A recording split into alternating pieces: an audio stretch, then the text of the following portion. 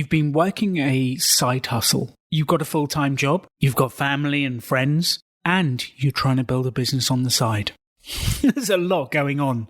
How do you know when is the right time to quit the job and go full in on the side hustle? When do you know? How do you know? And in this episode, we get to experience Christina going through that exact question and me probing and asking to find out, is now the time to quit and go all in? The extraordinary belongs to those that create it. Rebelling against business plans and debt, rebelling against what society expects of us to build cool businesses, make money, have fun, and do good. Let's create something extraordinary together. Welcome to The Rebel Entrepreneur. Christina, welcome back to the show. What's been happening? Give us an update. I am intrigued. Hey, Alan. Happy to be back. Very excited for this conversation today. Me too. So, since we last talked, I did win the contract I was talking about to do content, recipes, and photos for a glassware company. Congratulations. Thank you. So that's really exciting. And I was hired through a marketing company, which is kind of like led me to believe that I should really be targeting marketing folks, because they seem to be the ones that are kind of guiding the content direction, whether that be in-house agency or, the in-house department or an outside agency. So I've been a little more, I guess, there's been a little more thought now behind who I am looking for and what I'm making. So I'm making a new list of the 15, and it's all marketing. It's taken me a little longer just because I haven't had a ton of time, and I want to make sure I'm researching and getting the right info. But I've been targeting marketing companies that specifically work for alcohol or beverage brands, as well as in-house marketing for some of these companies versus, CEO, etc. So really trying to target those folks. I love that. So that's the next step, because we've been targeting the companies themselves. But actually what we've learned from this marketing process is it's not the companies we should be speaking to, it's the marketing departments or marketing agencies. Yeah. Which brings us back down to what's the tiny niche market we're going after. And that's going to be the next experiment. Yeah. One of the things I realized in the early days, I would go out and start to sell and I'd just ring everyone. And I'd be like, who would buy my product? Everyone. So I'd try and ring everyone and I wouldn't get very far. And then I would try, certain types of corporate organizations. I'd try fast moving consumer goods organizations, or I'd try these organizations, or I'd try those organizations. And actually it was that experimental going out and reaching out to 50 of those companies and seeing if they would buy, and then realizing they don't. And I've put a lot of time and energy and effort into that marketing, and then finding a company that would buy and then focusing entirely on that niche market. So I feel as though we've done some experiments. We've got some good learning. Now we've got clarity of where to actually go next and to sell. Is that how you feel about this? Yes. I feel like I've kind of narrowed down the exact who, or like who I need to target within that realm. And then I think also just being a little more clear in this next wave of emails of what it is I'm doing, because content can be a little kind of wide ranging, but maybe more of just a brief synopsis of here's what I do. You send me your branding parameters, and if you need original recipes or just imagery, and I'll send you a package monthly of X amount, following your parameters. It's no work for you, no effort for you. You just tell me every month if you have updated guidelines or colors, what you're going for that month. And, I take the guesswork out of it for you. So how much do you think we should be pitching a package versus asking them what they need? Oh, good point. Good point. So maybe it's kind of like a little more detailing, like, here's the type of things I can provide. What do you need? Yeah, I think that definitely helps, because asking the question, where's your biggest pain point? What are you working on the most? What causes you most hassle? What can I take off your plate to make things easier? That's going to get you all sorts of information about what they actually want to spend money on and what they'll actually buy. Yeah. But we're only going to know that by asking the question, getting on the phone and asking that question. So how are you feeling overall about the business at the moment and where you're going with it? Okay, so this is where I've been a little bit just panicked and overwhelmed because I am getting quite a lot of work. And now the thing is everything's like referrals or people I've worked with before. And right this moment, I'm really struggling with the should I quit my day job thing because it doesn't bring me joy. And I'm a good saver. I'm actually sometimes a bit of a money hoarder. And I would be fine, if I didn't make another cent, which is unlikely, I would be fine for quite a bit. So, do you know how long that is? Because that's the question. How much runway have you got? That's absolutely the question. Is it? Because Katie and I know if no more money comes in, we can live for 14 months on the cash we've got sat aside. Yeah, I'm at 8 months. 8 months. Okay, cool. So 8 months is good. See, the other part of this is if you were starting from scratch and had no business, 8 months is not that long. No. But you've already got clients, you've already got business. What percentage of how much you need to live each month is coming in through your side hustle? So, because I'm a crazy budgeter, so I put away, I put away every month a certain amount towards different just like goals or a vacation fund, etc. So if I cut it down to what I actually just need to live, I'm actually making more from my side hustle than I need. Wow. Yeah, but I'm very frugal. I have fantastic rent. So if I keep my budget where it's at with kind of the little savings goals, I am maybe about 200 shy.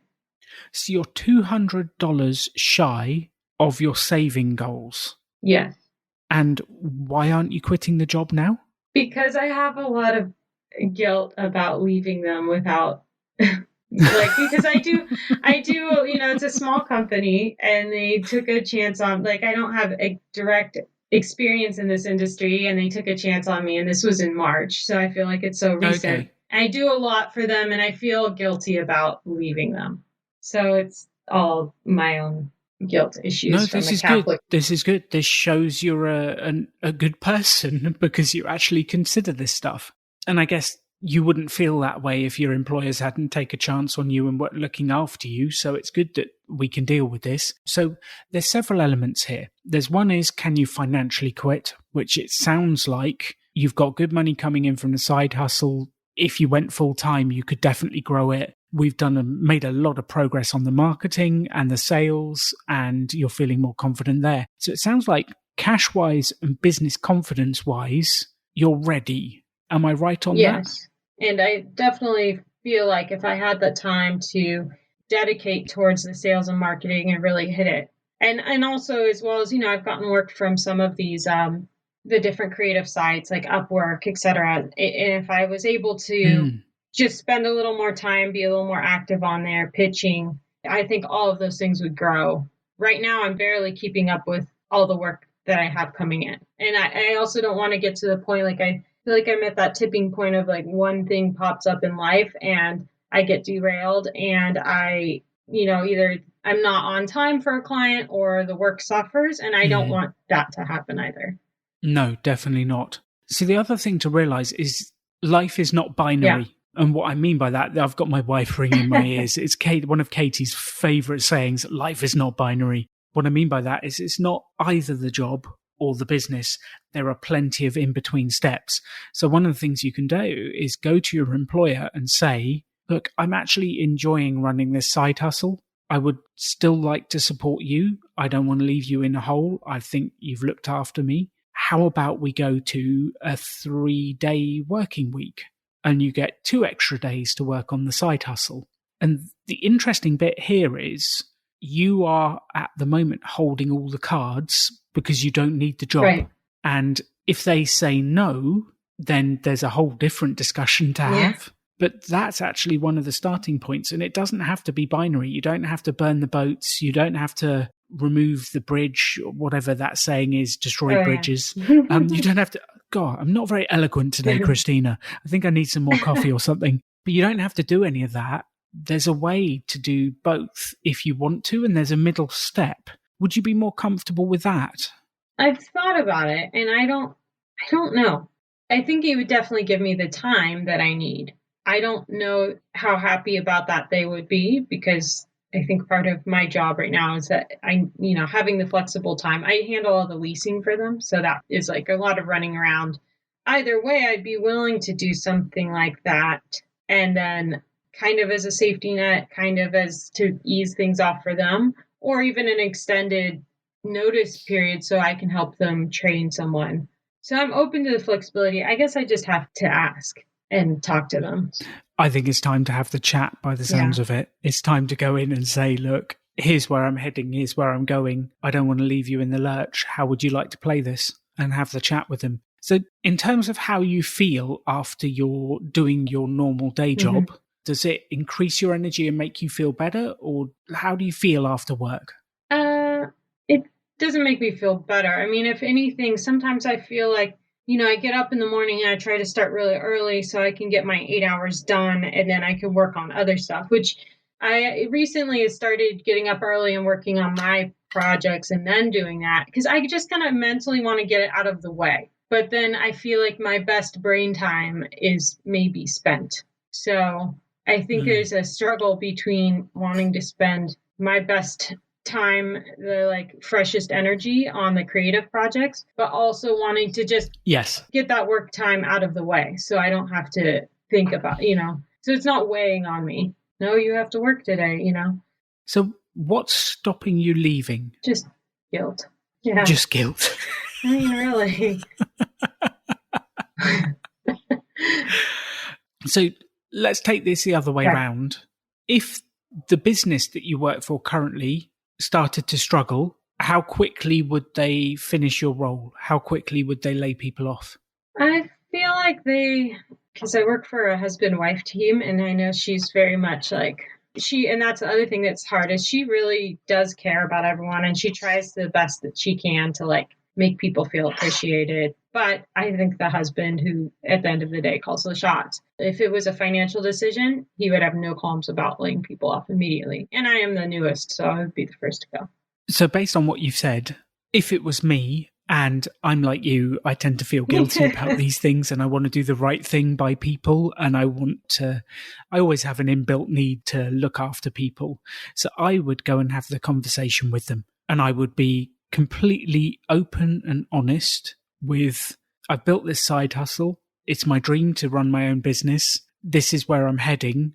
I don't want to leave you in the lurch, and chat to them. Because what's the worst that could happen? Yeah. They might fire you. Well, that would solve a problem. In California, if you fire me without any documentation, I get unemployment. So go for it. But I don't see any downside with being open and honest with them and saying, look, here's where I'm heading. Yeah. I want to look after you, but I don't see my future here. My future is running my own business. So how can I help train up the next person? How can I reduce my hours so I can focus more on my business? I hope you understand. And I think they will understand because they run their own business. But this is what I want to do. And one of the sayings I always repeat, Christina, is your success in life is directly proportional to the amount of uncomfortable and awkward conversations you can have. And this is not going to be comfortable, but it's a conversation that needs to be had. Yeah. And I think maybe a good exercise, it's just more fear conquering. Well, you're starting to get good at this with the cold calling. We can take those skills and roll it into this one. Yeah, that's what I was thinking. So the other side is genuinely, what do you think is the worst thing that could happen? I mean, I don't know, because when you think about that, I like to play this game. I think this is the Tim Ferriss, reverse kind of what's the worst possible thing, and then you're he calls it fear setting. And then you're oh, well, it could never be I'm not going to end up living in the gutter. They're not going to pick up a gun and shoot me. Be well, you're a disappointment. Bang.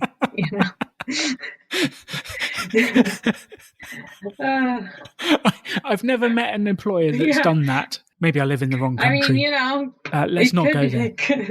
I'm sure there are There's some places probably.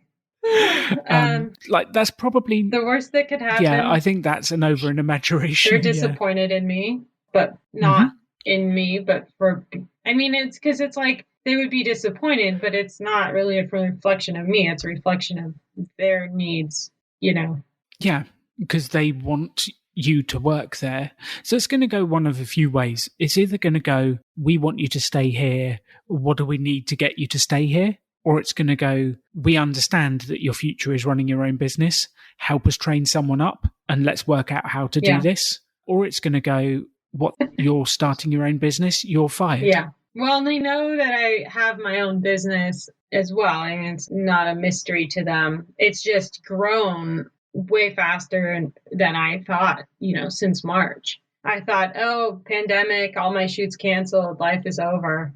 And then, now over the last 3-4 months, it's just grown and grown. There's been a definite need. So I love that. So this is the conversation to have. Schedule a time. Let's do it. Are you going into the office at the moment, or is it all done remotely? It's all done remotely, but I feel like I may ask my boss to meet me for a coffee. I feel like I want to have the conversation in person. I don't like doing it over Zoom. Yes. And I think that's part of the reason it's another like little road bump. You're like, well, what do I do? Send an email and say, let's schedule a Zoom time. It's just weird. It's very weird. Yeah, you need to send that email and say, can you meet me for a coffee this week, and see if you can get a date for a coffee. That would be definitely my approach as well. And these sensitive matters are always better done face to face. Always. Yeah, I feel that way too. Especially if we're going to have a legit conversation about like maybe a middle ground or how I can help the transition. And also, you can't just hang up on me before, like close laptop, cover ears. Yeah, I don't want to hear this. Yeah. Cool. So I think those are the two actions before our next call. The two actions are, number one, have that meeting, have that coffee with the bosses and lay it all out there and see where it goes. And you will know what to say in the moment. You will know what to say. I think you know your objective as well, don't you? Yeah. What's the ideal outcome from that meeting for you? I think the ideal outcome is to find a plan that ends in a complete exit for me, but it doesn't have to be an immediate one, but just find like a plan where I can make the transition easy for them so that, they're Perfect. Not regretful and angry. It's not me like just walking out the door today with a bunch of undone projects, but how can we get this in a place where maybe I can drop my hours and eventually exit and help transition things over to someone else or someone new in the meantime? And what is the timeline? What does that timeline look like? How can we set it? Because we're going into the holidays, so how can I be mindful of all those things and work together on this? Perfect. That is exactly it. That is exactly it. And then the second mission for the week is to start sending out some of your emails, slightly edited, to some of the marketing companies. And let's see where we get to. And we'll start the Dream 100 again with a slightly different focus. Awesome. Will you come back and tell us how it goes? I feel like this is the most cliffhanger episode we've had so far. Will she quit her job? What's going to happen? What's going to happen? Will they fire her? Will she quit? What's going to happen? Her? Yeah. That would be the best. That'd be like next episode. No, it wouldn't. I actually like you. Yeah. Hey, Alan, I'm recording from a hospital bed. Oh, dear. I think what will probably happen is you'll have a nice coffee. They will really appreciate that you want to look after them and not leave them in a hole, and it'll all work itself out nicely. I think that's probably more likely to happen. You're probably right. I have a lot of faith in human beings. I think 99.9% of them are lovely and are trying to do the right thing. There's always the 0.1%, but you can't do a lot about them. No, they are impactful, I will tell you. Yeah, and they do seem to circulate rather annoyingly. Like flies. So, should we talk in a week? Is that long enough for you to do the meeting? Let's see. Can we? Do you want to let me know when the meeting is? I can let you know. I think 2 weeks would be ideal, but I can let you know and we'll schedule from there. Yeah, that sounds perfect. So you said about the overwhelm and the panic of what to do about this stuff. It's really interesting. having a tough conversation is never comfortable, and there is a certain amount of dread that builds up to it. But there's also something that happens afterwards, and I'm hoping this is the case for you. And when a decision is made, even if it's a tough one, there tends to be a release of energy and momentum that comes afterwards. And I think making those tough decisions, having that tough conversation is going to free you with a whole host of energy to work on your own business and make positive progress. Yeah, I agree. And I think, this hasn't been a horrible experience as far as working for them. I've learned a lot about running a small business, and I've adapted some of even though it's a completely different business, I've adapted some of the things I've learned there. So it's not horrible, but it's time to, spend the energy more wisely, I guess. It is time. It is time for you to work on your own business and build your own future. And I'm so excited because I think you've met all of the criteria for when it's time to go from side hustle to running your own business full time. The business itself is bringing in money. You've got work coming in and you've almost got more work than you can cope with. You've saved money, so you've got runway. You're a saver. Like all of those criteria is in place, which gives me huge confidence to say, let's do this. Let's go for it. All right. Let's do it. Yeah. The thing is, I don't actually have to do it. Do. You're the one who has to do it. I'm coming around. I've been having this, kind of back and forth tussle over the last few weeks in my head. And so I'm coming around to like I'm excited to do it, but it's still scary.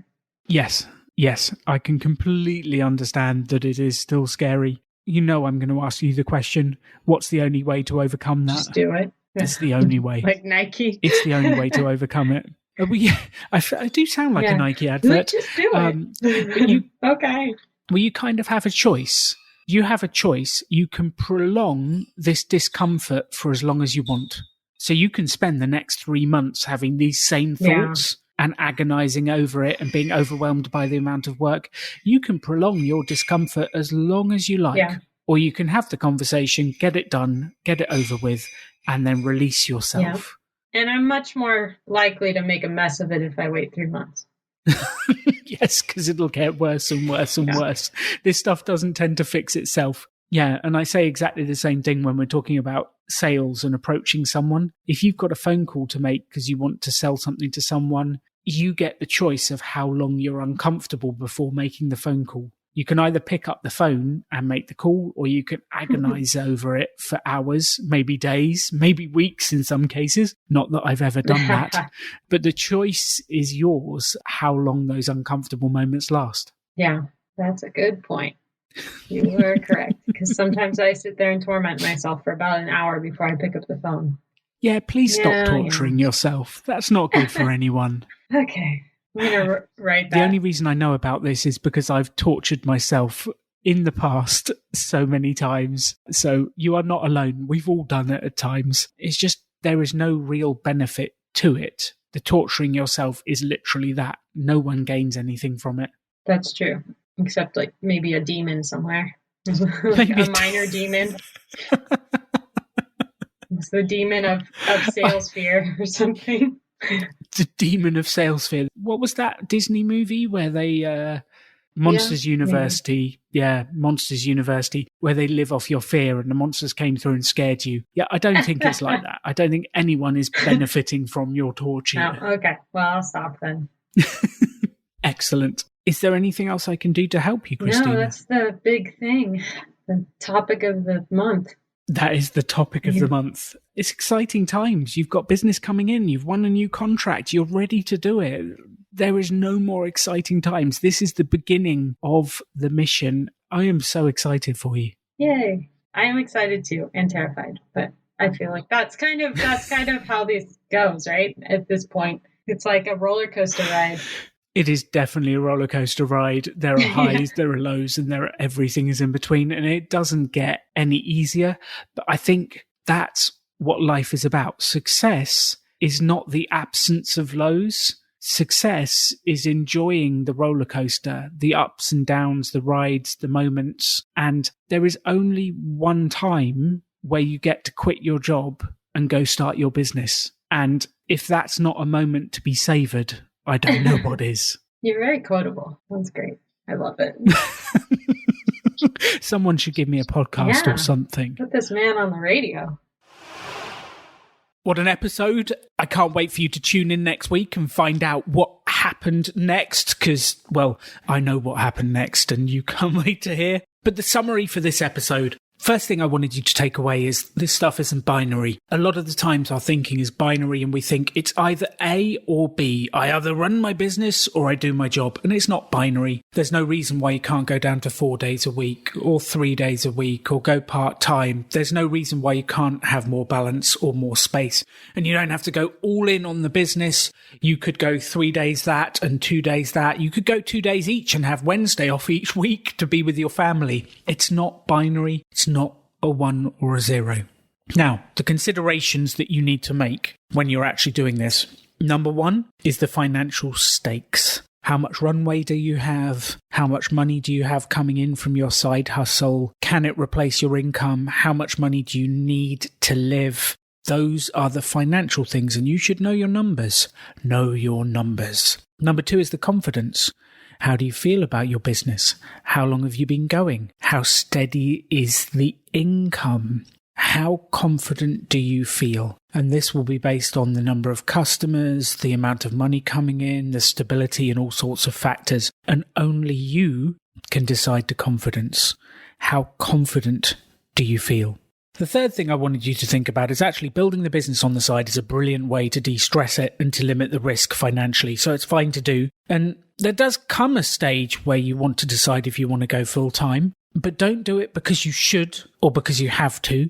Do it because it's the right thing and you want to. And this actually happens repeatedly in business. It's should I quit and go full time? It's then should I go from self-employed to a limited company or an actual company? It's then should I hire my first member of staff? Because that is a big commitment. Should you hire that person? Should you put their world into yours and build that business? And you're committing money, time, resource. Like this is the same question, just a different stage in the business. And then it goes, for me, it went, should I invite Simon to quit his full-time job and come back to Pop-Up? That was a big one because I knew then we've got 3 mouths to feed. The business has got to be able to do that. Should we get a permanent space? Should you rent? These are the questions that come up time and time again. And I wanted you to realize there's no right answer. It makes it harder, doesn't it? But there's no right or wrong answer. You need to get to know yourself. And actually, the advice today, you would have seen, I was pushing Christina to do it because she's a cautious person. So this is our 5th episode together, and I've kind of got to know Christina, and she's cautious, she's frugal, she knows her numbers, she's good with money. So my advice is more along the lines of go and do it. But if I was speaking to a second entrepreneur who was more spontaneous, didn't know their numbers but just wanted permission to do it, I would be reining them in. I would be saying, do you know your numbers? How much money have you got? Are you confident? And reining them in. So my question for you is, are you a cautious person that knows all the numbers and knows the things? Or are you a spontaneous person that is prone to say, screw it, let's do it? And my advice would be different for both of you. And you need to think about what's right for you. And it's an individual decision for all of us, which actually brings us on to the question, what type of life are you trying to build? Because the job might lead to the type of life you want to build, or the business might lead to the type of life you want to build. And really, when we're making decisions, that's what we should tie all of this back to, is what are we actually trying to create? Because the extraordinary belongs to those that create it. So if you want to build something, let's decide on what it is and let's make it happen. Thank you for listening to the Rebel Entrepreneur and the coaching series and learning alongside Christina and I. And this is a journey for all of us. I'm so excited to see what you build. Please message me with what you get out of the episodes. Send me what you've been doing with your business. I love to hear from you. And actually, that's what drives me to create more of this for you, is what I hear back. I can record this podcast for you. And it's the feedback that drives me to keep going. Go out there, make it happen. Thank you for listening. You can have any life you want to. Choose to build something cool. Choose to take action. Choose to work to make your dreams become reality. Stand out. Be different. Be yourself. Be a rebel entrepreneur.